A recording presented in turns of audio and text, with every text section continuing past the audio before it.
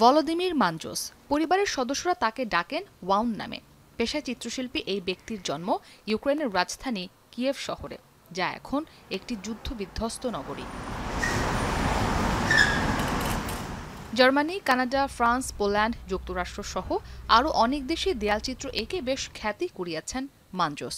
শুধু তাই নয়, ওসাকা আন্তর্জাতিক বিমানবন্দরের একটি দোকানের জন্য তৈরি করেছেন আর্ট ইনস্টলেশন।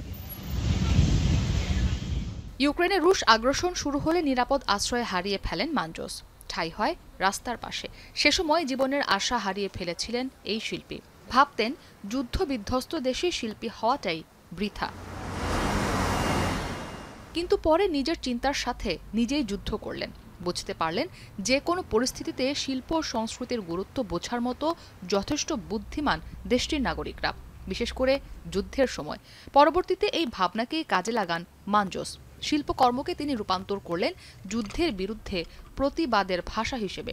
বিশ্বের বিভিন্ন দেশে দেয়ালচিত্র এঁকে খ্যাতি পাওয়া মানজোস কিয়েভের দেয়াল রাঙাতে শুরু করলেন।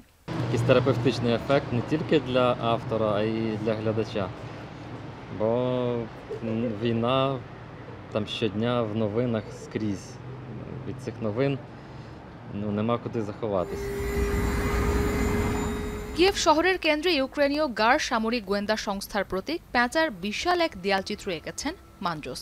গারের প্রতি শ্রদ্ধা প্রদর্শন করেই 2 সপ্তাহের বেশি সময় অক্লান্ত পরিশ্রম করে এই মুরালটি এঁকেছেন তিনি। মানজোস স্বপ্ন দেখেন ইউক্রেনীয় জনগণের এই অগ্নি পরীক্ষা খুব তাড়াতাড়ি শেষ হবে, আর তখন তিনি প্রতিবাদ নয় বরং কাজ করবেন বিজয় ও শান্তি নিয়ে। ইসরাত মুক্তি, এখন বিশ্ব। 250টিরও বেশি ডিজাইন অপশন নিয়ে ওয়ালটন স্মার্ট ফ্রিজ, বোঝে আপনার প্রয়োজন।